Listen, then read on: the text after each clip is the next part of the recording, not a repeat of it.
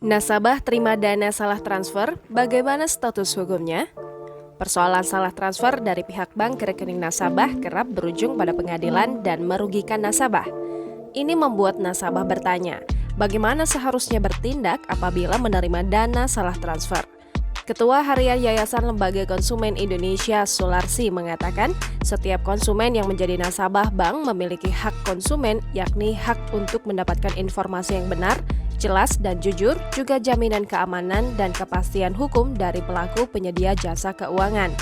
Menurut dia, menjadi kewajiban penyedia jasa untuk menjelaskan kepada konsumen dana tersebut berasal dari mana. Sehingga dalam keadaan ini konsumen tidak patut dipersalahkan selama ada bukti telah melakukan proses pelaporan kepada penyedia jasa sebagai bentuk itikat baik. Sementara itu, pakar hukum Yahya Harahap menambahkan, terkait undang-undang transfer dana mengingat ada pasal yang mengancam pidana paling lama 5 tahun atau denda paling banyak 5 miliar rupiah bagi siapapun nasabah yang menerima transfer dana ke rekeningnya tanpa diketahui dari mana asalnya.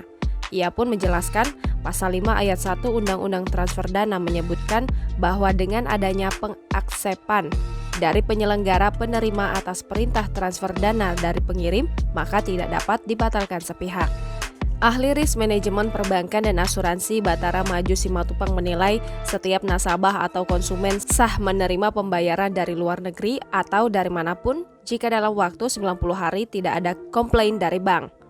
Penjelasan ini menjadi dasar bagi setiap konsumen atau nasabah bank yang telah beritikat baik menyampaikan pelaporan kepada pihak bank atas transfer dana yang diterima namun tidak diketahui dari mana asalnya sepanjang telah melampaui masa kadaluarsa selama 90 hari.